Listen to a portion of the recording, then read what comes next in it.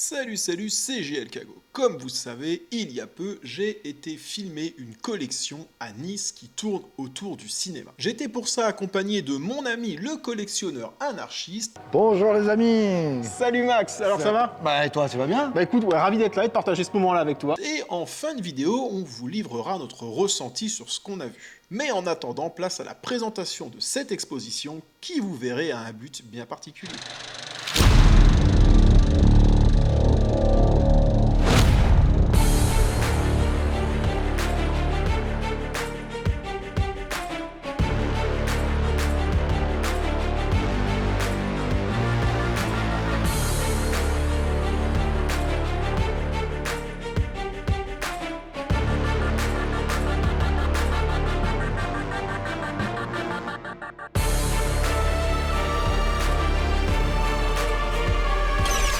Je suis maintenant avec Max, propriétaire de cette magnifique collection. Salut Max. Salut, merci beaucoup. Bah déjà, félicitations.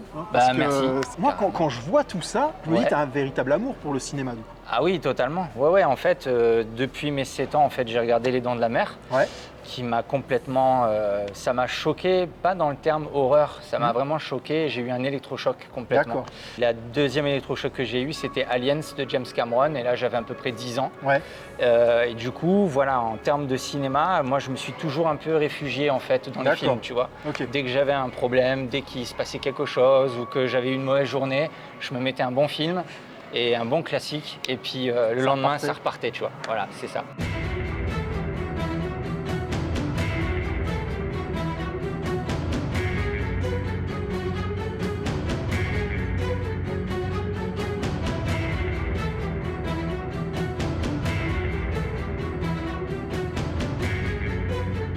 Du coup, aujourd'hui, parmi toutes les pièces que tu as, Ouais, est-ce que tu as quand même une licence un peu plus de cœur que les autres?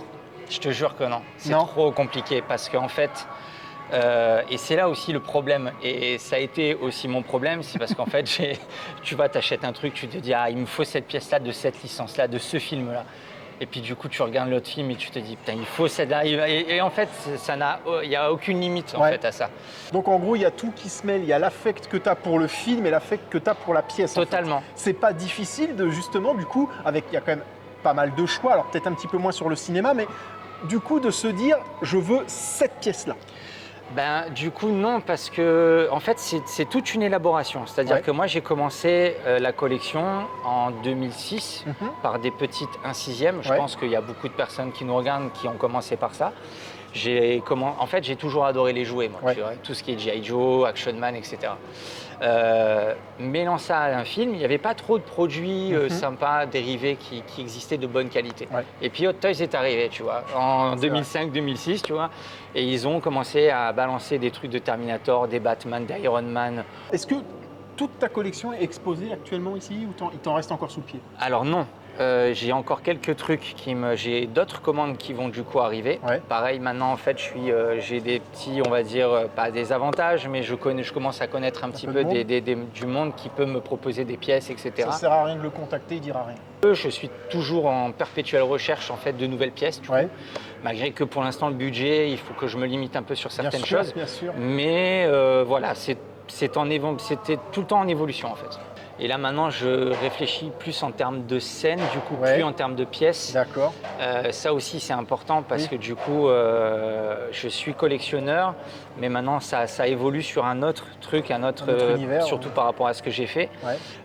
Je suis maintenant sur, on va dire, les 4 personnages d'Espace Fantôme en taille réelle. Et du coup, je voudrais recréer une scène carrément par rapport aux 4 protagonistes, tu vois.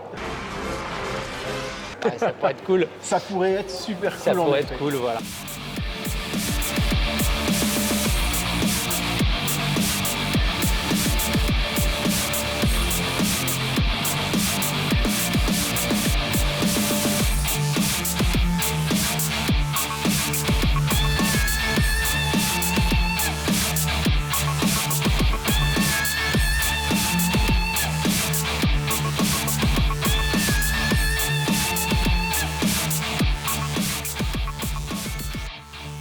Parmi toutes les pièces que tu as exposées ici, Ouais. quelle a été la plus difficile à dénicher?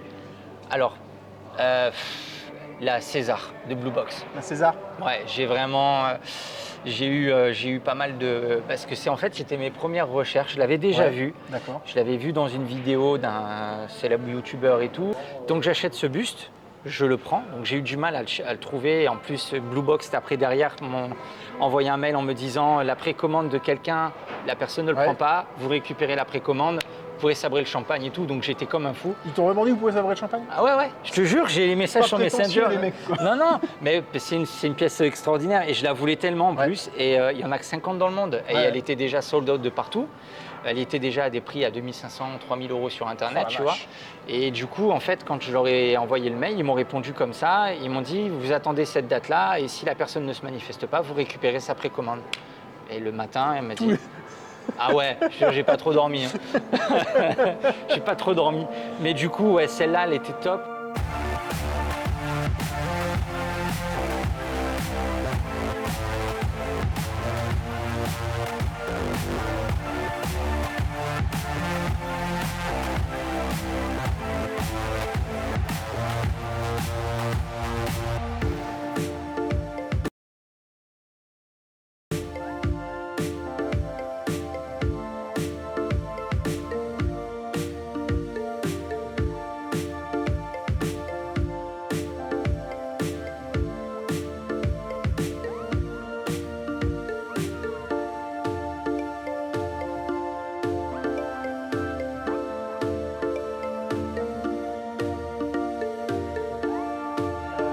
Moi, ce que je trouve chouette, c'est que ton projet, tu vas en parler. Mais moi, avant qu'il nous en parle, je vais déjà dire que je trouve ce que tu fais génial. Merci. Parce que tu permets aux gens de voir ces choses qui, généralement, sont confinées, cloisonnées, enfermées, pressurisées dans des pièces, dans des collections privées. Ben ouais. Et toi, du coup, tu as fait le choix de montrer au grand public. Ouais, en fait, l'histoire fait que, je rebondis à ce que tu dis, tu vois, c'est vrai que le milieu de la collection, on est très pointilleux sur les trucs, tu vois, presque les gens, ils regardent l'hydrométrie de la salle, tu vois, mais c'est vrai, c'est parce que c'est tellement cher et on se saigne tellement tous pour avoir des pièces exceptionnelles que, du coup, tu peux être pointilleux et je comprends totalement les gens. D'ailleurs, j'ai eu plusieurs collectionneurs qui m'ont dit, mais...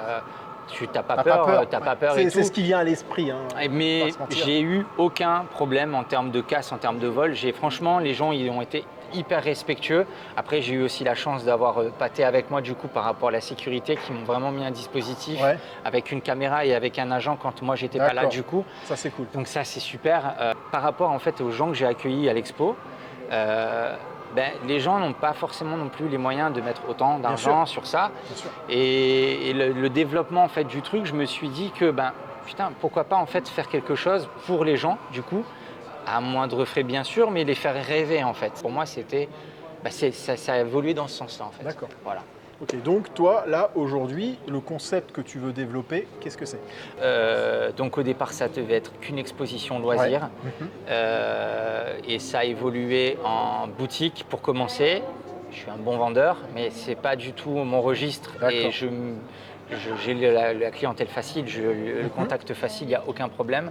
Maintenant, ça serait vraiment de faire une boutique musée immersif en fait, sur le thème du cinéma. Et c'est évolutif, c'est-à-dire que tous les ans, il faudrait qu'il y ait une scène de plus. Moi, je veux que ça évolue dans ce sens-là. Je suis suivi aussi par Initiative Côte d'Azur qui me suivent sur le projet. Pareil, j'ai eu un rendez-vous avec la mairie de Nice qui me disent qu'ils vont me suivre sur le projet aussi. D'accord. J'ai le Festival du film fantastique aussi qui m'a contacté, donc je vais être le principal exposant là-bas aussi du coup. D'accord. Le 3 juin, j'ai ouvert, j'étais tout seul avec ma famille et puis quelques collectionneurs. Et puis maintenant, je vois que ça commence à partir un peu de partout et moi, je suis très content. Je peux te dire que oui, parce que alors, ce matin, j'ai mis, en fait, j'ai pas dit où est-ce que j'ai. D'accord. J'ai pas dit où est-ce que j'ai dit j'arrive, je vais à Nice pour filmer quelque chose d'exceptionnel, une collection. C'est gentil. Et j'ai une personne qui m'a dit ah mais si tu vas à la galerie et au cinéma, il y a un truc. J'ai fait oui, c'est là que je vais. Ah d'accord. Et c'est donc pour te dire que ça a fait un peu de bruit quand même. Ça commence. Cette aventure. Ouais, je suis content parce que comme je te dis, quand tu es tout seul là à faire tes décos, que tu mets tout ton cœur et même au début si c'était que du loisir, tu vois, tu as toujours une petite idée derrière. Tu te dis toujours qu'est-ce que je peux en faire et si, moi c'est ma passion et est-ce que je peux en vivre, est-ce qu'il y a possibilité de faire quelque chose là-dedans, tu vois. Et puis quand je vois maintenant à l'heure d'aujourd'hui, alors pour l'instant rien n'est signé, Oui, mais oui, ça oui, prend bien le ça prend le trajet. chemin qu'il Et je faut. suis hyper content. Et puis j'ai tellement de trucs dans la tête qu'il faut que je sorte, va falloir que je le fasse.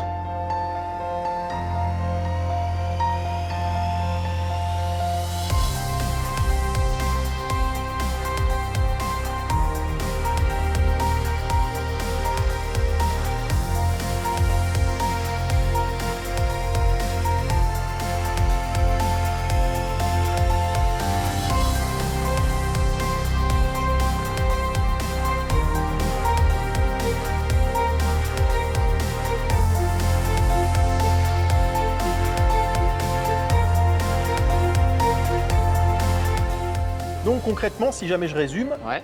toi, ton plaisir, c'est Oui. de collectionner, de montrer cette collection à tout le monde, à Oui. ceux qui ne peuvent pas forcément en profiter ou qui ne sont pas suffisamment fans pour en posséder. Aussi, ouais, Voilà. bien sûr. Et donc tu voudrais aujourd'hui avoir entre guillemets pignon sur rue et Oui. pouvoir proposer des expositions itinérantes partout en France, voire ailleurs. En fait, c'est créer un musée immersif sur le cinéma avec plein de pièces du coup et des scènes de films. Tu vois, tu passes de scène de film en scène de film en fait. Romain Oulès. Ça va t'intéresser, ça, Romain. La prochaine étape, c'est ce festival du cinéma. Ouais. Parle-nous-en rapidement. Fais ta promo. Bah ouais, écoute, pareil, ça a été grâce à l'expo aussi. Quelqu'un est passé une fois, il m'a dit ouais, c'est chouette ce que vous faites et tout. Écoutez, moi j'ai un contact, c'est le président du Festival du film fantastique de Menton. Ce festival m'est venu un peu comme ça aussi avec cette expo. Et puis la personne m'a dit, écoute, je voudrais que tu sois l'exposant principal du côté professionnel du coup. Donc je vais vraiment, en fait, il y aura une salle avec des manches debout, ils vont parler un petit peu business, etc. Et je vais être l'exposant principal de cette pièce-là. D'accord. Donc trop bien. Oui, Cool. Oui, clairement. Donc va ça être fait l'occasion toujours de chaud au rencontrer cœur. du beau monde et tout, c'est super chouette. Puis ça fait toujours Une reconnaissance. Ouais, puis tu as toujours des jours où tu sais, c'est un peu les montagnes russes quand tu es un peu dans un projet seul. Oui, je sais ce que c'est. Tu vois, tu passes sous des jours où il n'y a personne qui t'appelle, tu te dis putain, c'est pas possible et tout. Et il y a des jours où tu as des gens qui vont te contacter et tu sais pas pourquoi et que ça va te faire évoluer un max dans ton projet. C'est trop bien quoi. Voilà. Donc pour conclure cette vidéo, là, ta première exposition a duré du coup 4 mois. C'est ça. Et du coup, bilan. Bilan, écoute, on a commencé le 3 juin. Là, ça se termine, on est le 27 à peu près. 4 mois où il y a eu pas mal de rencontres, il y a eu pas mal en fait de choses qui se sont développées d'un point de vue professionnel aussi pour la suite. J'ai eu à peu près plus de 3 à 4 000 personnes à peu près qui ont visité, qui ont été super contents et très agréablement surpris. J'ai un livre d'or qui est plein de mots en disant continuez comme ça, battez-vous, il faut aller au bout de ces trucs et tout. Donc ça aussi, ça met vraiment du baume au cœur quand tu as des livres, quand tu as des gens qui te donnent des mots comme ça, c'est super cool. Et du coup, voilà, quoi, ça a été une super expérience. Si je dois revenir, je reviendrai. Et ouais, ça a été super cool, quoi. Mais l'aventure continue, ce n'est qu'un début en fait, c'est un beau départ, quoi, tu vois. C'est un beau départ, c'est un départ réussi. Ouais, et puis tu vois, j'ai ouvert mon Instagram du coup, et là je suis qu'à 600 abonnés, tu vois, c'est pas grand chose, mais ces 600 abonnés, je les ai pris, je les ai vus ici, abonnez-vous. Vivement les 1000 qui fassent gagner une résine. Non mais pour les 1000, je vous parie, je vous ferai gagner un truc. Sûr et certain. Moi je veux le bouffe tout. Ah non, celui-là il n'est pas gagné. Et écoute, en tout cas Max, je te remercie vraiment pour Merci ton à toi. accueil chaleureux. Je t'en prie. J'ai découvert plein de choses et ce qui est intéressant, c'est que c'est plein de choses que, étant sur des groupes de résine, on voit en photo. Ouais, c'est ça. Mais c'est tellement mieux de les voir en vrai. Quand tu les vois en vrai, c'est complètement différent. Je te souhaite de réussir ce que tu as entrepris. Ouais, c'est cool, super merci important. beaucoup. Puis le partage de la passion, c'est super important. Ouais, aussi. ouais, merci.